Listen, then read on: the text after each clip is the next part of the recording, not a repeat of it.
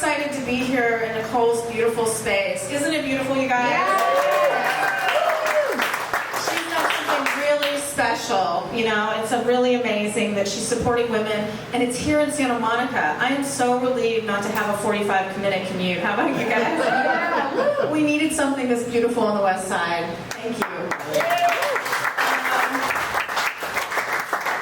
Most of you guys know me, but for those of you who don't, I'm a single mom. I'm always worried when that doesn't get applause. Like, but you know what's hard about being a parent? You have to pretend to enjoy all those things your kids enjoy. I mean, like kids' birthday parties, play dates, their father. I do surprisingly well on dating apps, and I think it's because my profile says that I don't want kids. And then they find out it's because I have 4. Yeah, I know 4 sounds like a lot, and it is, but I really love being a mom. And you know what they say about having kids? It's a lot like making pancakes. First one's kind of fucked up. Probably should have thrown it away. Yeah. A lot of first pancakes out there, huh? It's okay to laugh at that joke. But I think having kids is a lot more like eating pancakes. You always regret having your 4th one.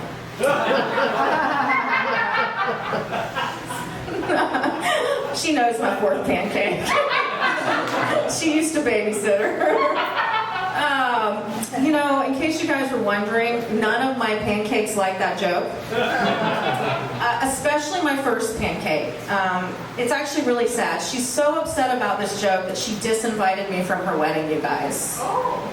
Yeah, and I was so sad. I was like, honey, you don't understand. You don't get redos of special days like weddings in your life. Unless you're me. And then you get a couple. But you know what? I don't think it was entirely my fault. You know, my last husband had a lot of mental health issues, and you know, being with someone bipolar is kind of like being on a roller coaster that never fucks you. But at the end of my last marriage, I really did try to save it. You know, I learned to cook. I went to therapy. I even took a class on how to give a great blowjob. And it's not that I learned anything. It's not that I learned anything that technical, but I did learn that the secret to giving a great blowjob is pretending you like doing it. So I guess it was more of an acting class. But you know what, being a parent, you know, is humbling. You learn a lot. Like I remember the first time my 13-year-old daughter screamed, "You're ruining my life." Like I learned, you're not supposed to scream it back.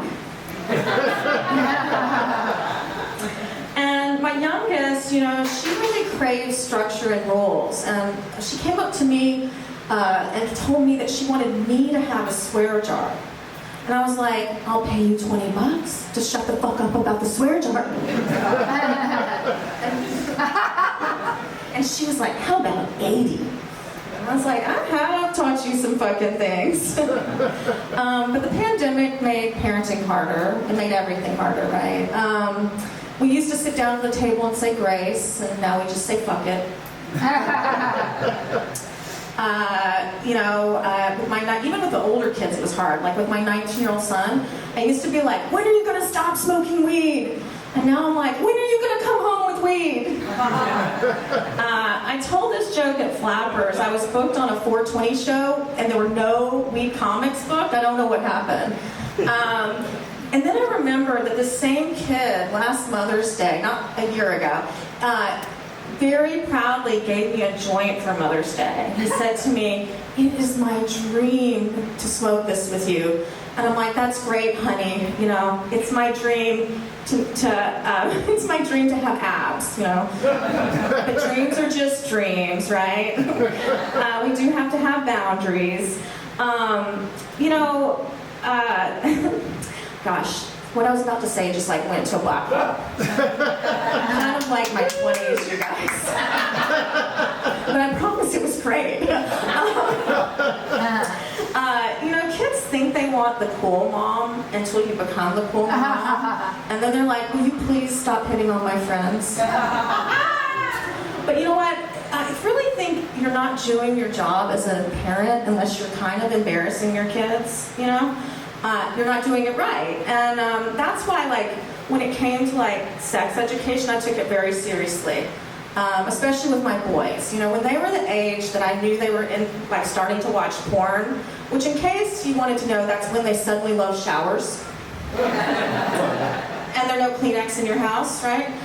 I made them both go to Rite Aid with me and buy condoms. A, because if you can buy condoms with your mom, you'll never be embarrassed to buy them. And B, I needed condoms.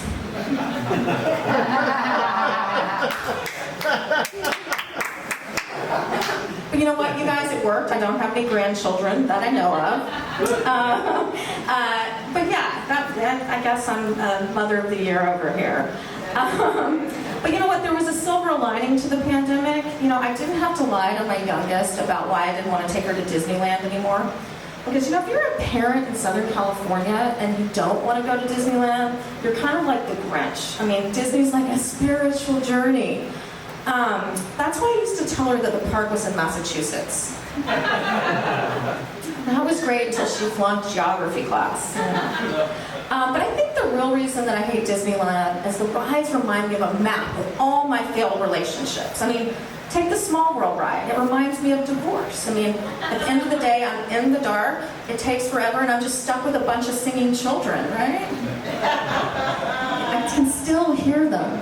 It's a world of lawyers, a world of tears. It's a world of secrets and wasted years. There's so much that we share that it's time to beware. Why did I ask for full custody?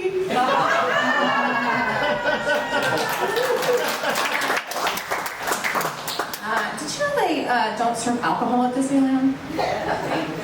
You would if you were a parent. Obviously not a parent over here. It's a very long day. They try to sell California Adventure as a separate theme park, but you guys. I mean, it is just a bar for grown-ups. I mean, we would go if there was just a tire swing and a keg, right? Thank you. That part of my set was sponsored by Knott's Berry Farm. They have booze because they only have Snoopy. Hey, we all have to work with what we got. So do any of you guys have a birthday coming up? Anyone? Well, I do. So I guess I'm just going to talk about that. And you know, some people, and I'm doing a birthday show right here at the... Woo! Woo!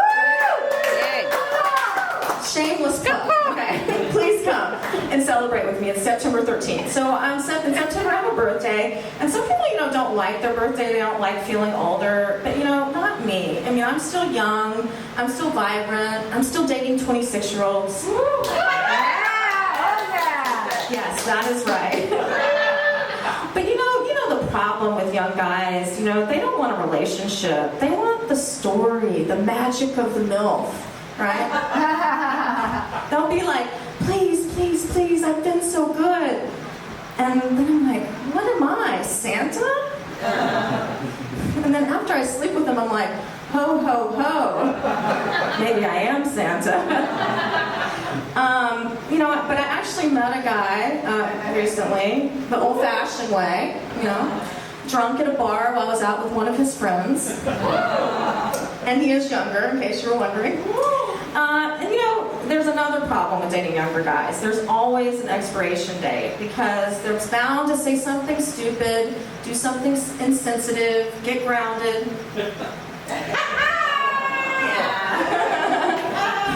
He's kind of a millennial, and I think he's kind of rubbing off on me. You know, like he's gotten me into vinyl and stuff.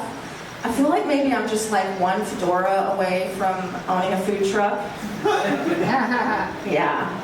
But you know, we both taught each other a lot of things. Like he's learned that women can also have commitment issues. Yeah. Yeah, no one else? Just me?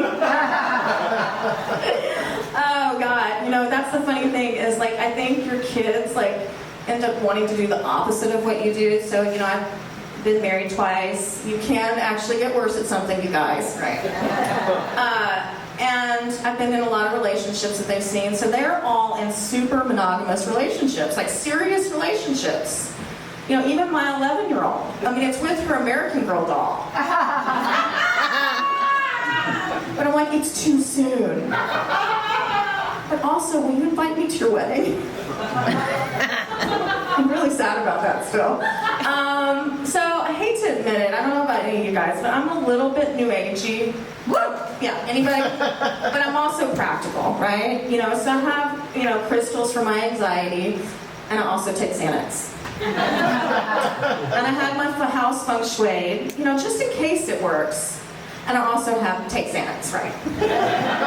And I have a lot of Buddhas in my house. You know, people keep giving them to me, just like STDs or something. Just don't want anymore. I guess that's almost my time, you guys. I guess I'll just leave you with this. There was one more, you know, advantage to the pandemic for me. I had an excuse to give up on dating apps. You know, I didn't want to worry about COVID and herpes at the same time. It seemed like too much. But I really hate dating apps. I mean, they turn people into the equivalent of fast food. They're not good for you, but they're hot and available right now. Like this one guy I dated. I mean, he was just like Chick-fil-A. Warm, delicious. My gay friends were not having it. And this other guy, he was just like Subway, a foot long, but kind of weird with my kid. A lot of Jared fans out there. And the last guy, I mean, he was truly a happy meal. He left a smile on my face, but the toy was the best part. Ooh, right, ladies? I'm Maggie Hyde, your host.